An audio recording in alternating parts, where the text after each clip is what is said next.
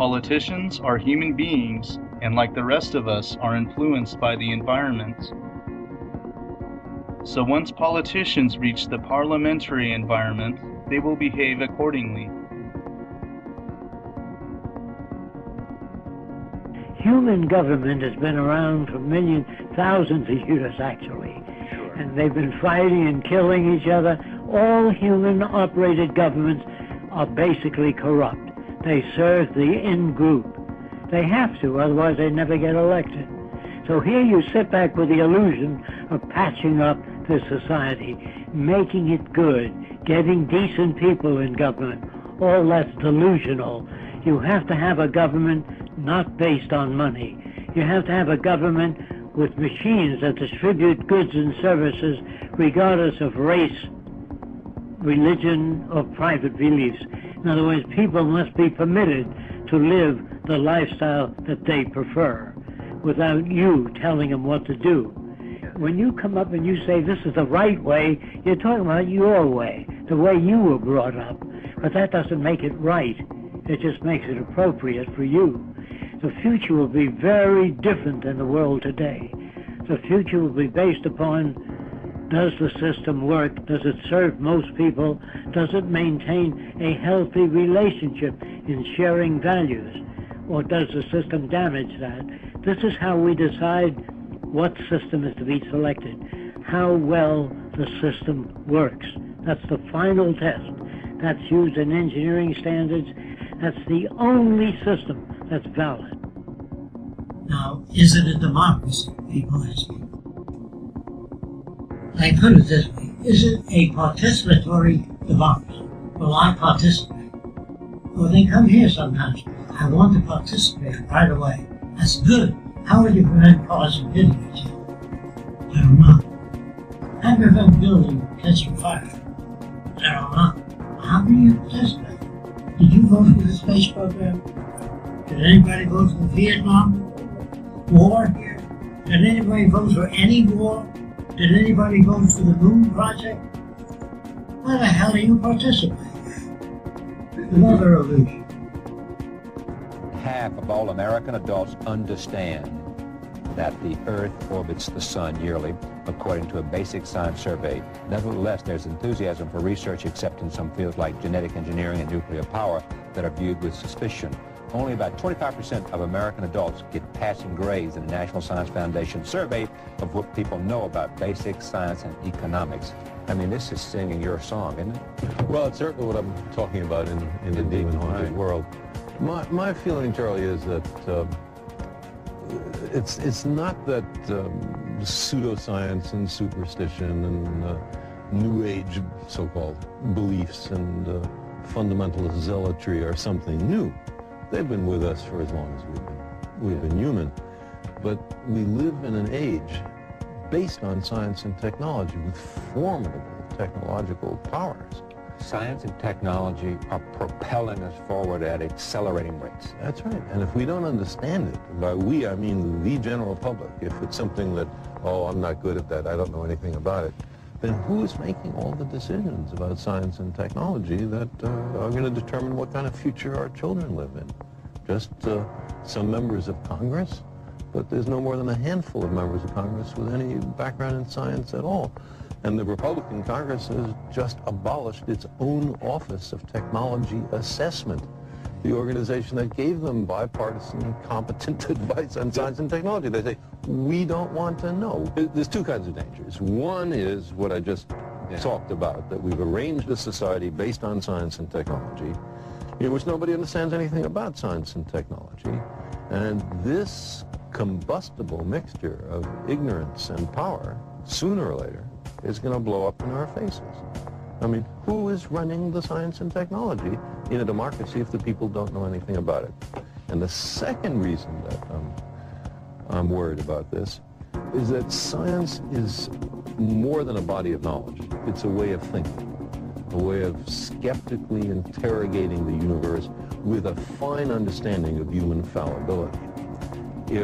If we are not able to ask skeptical questions, to interrogate those who tell us that something is true, to be skeptical of those in authority, then we're up for grabs for the next charlatan, political or religious, who comes ambling along. Have we, the point is made, and maybe by you, is it, when's the last time we had a president who made a speech about science?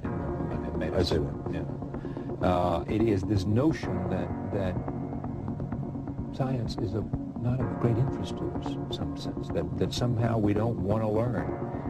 You see, people read the stock market quotations and financial pages. Look how complex that is. And because they know the direct connection to their own. There's a motivation, but they're capable. Well. Large numbers of people. People are able to look at sports statistics. Look how many people can do that. Understanding science is not more difficult than that. It doesn't involve greater intellectual activities.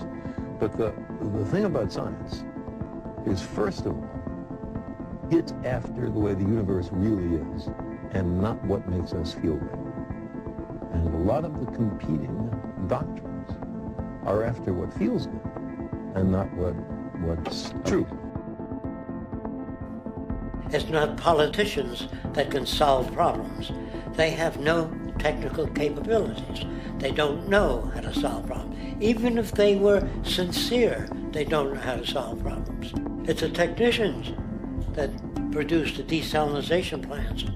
It's the technicians that give you electricity, that give you motor vehicles, that heat your house and cool it in the summertime. It's technology that solves problems, not politics. Politics cannot solve problems because they're not trained to do so. And writing your congressman is fantastic.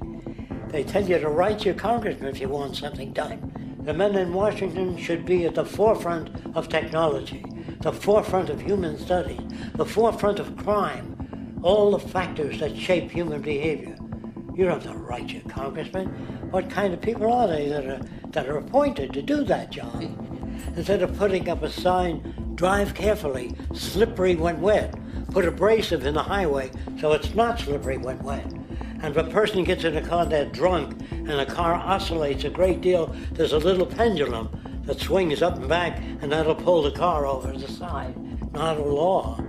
Solution. Put sonar and radar in automobiles so they can't hit one another. Man-made laws are attempts to deal with occurring problems, and not knowing how to solve them, they make a law.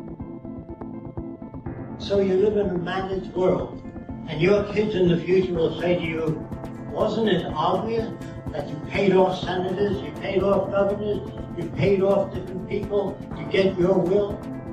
Isn't it obvious? I guess not. And so, if you do away with the money system, you can't have sale of drugs. You can't pay off senators. You can't buy people. You understand what I'm saying? As long as you got money, no matter who you elect. You say, well, maybe if we elect decent people in government. No way. Even if you had the most decent people in the world, taken from the best churches you like, if you ran out of resources, be lying, cheating, killing, stealing. It's resources that people need, not money. Access to resources. We have more than enough resources. If you consider the money spent in World War II, we could have wiped out the slums all over the world. Educated people, build the best universities free of charge. Why do we do it free of charge? Because the smarter the kids are, the richer all of us are. Every kid shooting up drugs, hanging out in malls. Why?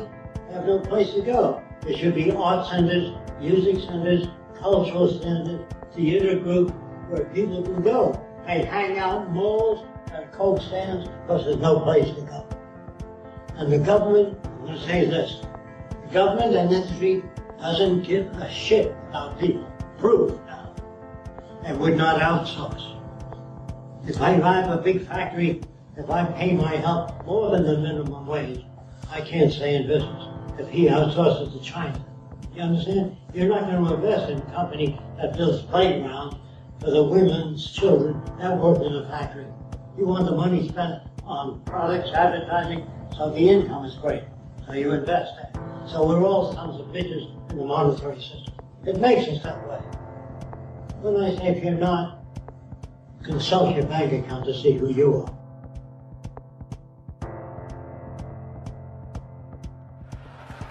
But there's a reason. There's a reason for this, There's a reason education sucks, and it's the same reason that it will never, ever, ever be fixed. It's never going to get any better. Don't look for it. Be happy with what you got. Because the owners of this country don't want that. I'm talking about the real owners now. The real owners, the big wealthy business interests that control things and make all the important decisions.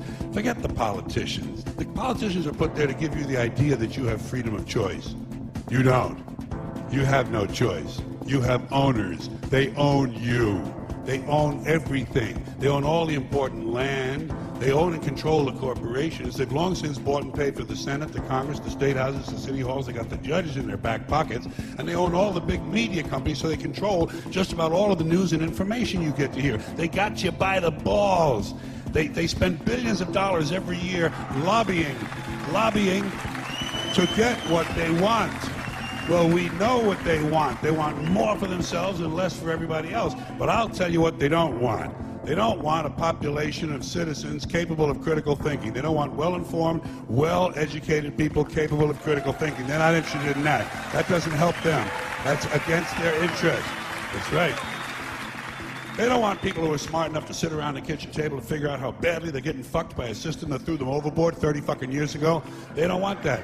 You know what they want? They want obedient workers. Obedient workers. People who are just smart enough to run the machines and do the paperwork and just dumb enough to passively accept all these increasingly shittier jobs with the lower pay, the longer hours, the reduced benefits, the end of overtime, and the vanishing pension that disappears the minute you go to collect it. And now they're coming for your Social Security money. They want your fucking retirement money. They want it back so they can give it to their criminal friends on Wall Street. And you know something? They'll get it. They'll get it all from you sooner or later because they own this fucking place. It's a big club, and you ain't in it. You and I are not in the big club.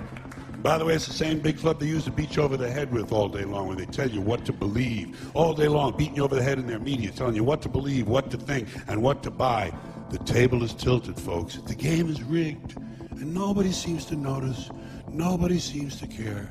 Good, honest, hard-working people, white collar, blue collar, doesn't matter what color shirt you have on.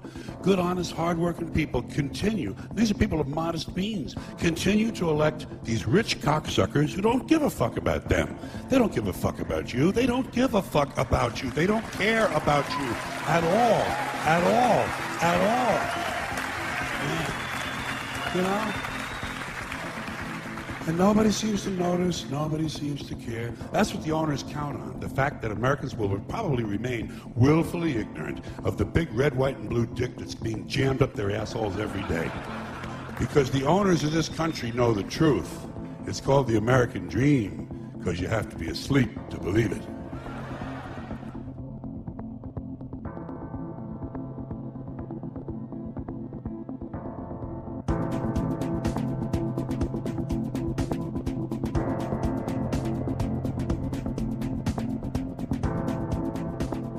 Decisions must not represent personal opinions, but an action as a result of scientific research. Politicians have no technical understanding and thus provide no value when arriving at a decision. The nearest thing that I know of is to arrive at decisions rather than make them.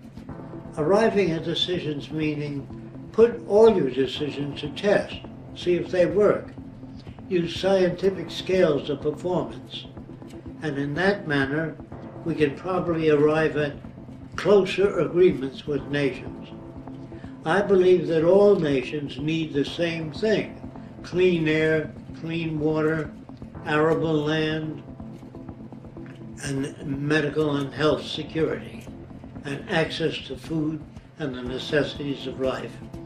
If we fail to work together, attempting to solve these problems, I feel the problems will continue in much more vicious ways because we're not touching or not addressing the actual manifestation of how these values come into being. So when I say decisions have to be arrived at, first you have to study the carrying capacity of a planet, what it's capable of supporting. Then you design your cities and population densities so that they correspond to the carrying capacity of the environment. That's what I mean when I say people do not make decisions, they arrive at them.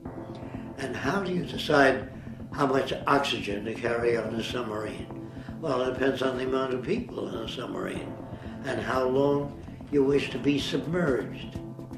And that determines that. How do you know how much water to carry on a submarine? How do you know how much food to carry? How do you know how much electrical power? Depends on the performance you want of that submarine.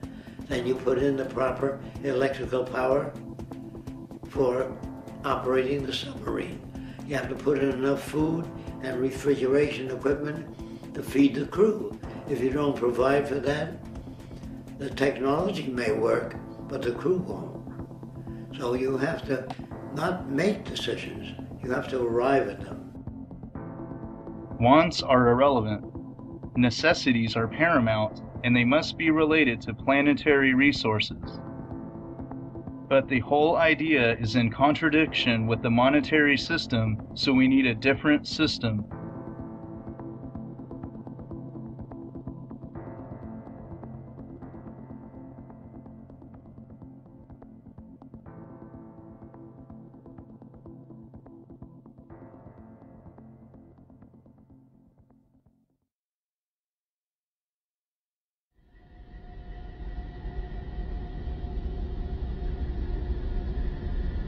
Reality is reality, and there can only be one, and it is best defined by scientific observation. Humans can only observe. Actions or decisions are taken in relation to observation and not some erroneous opinion.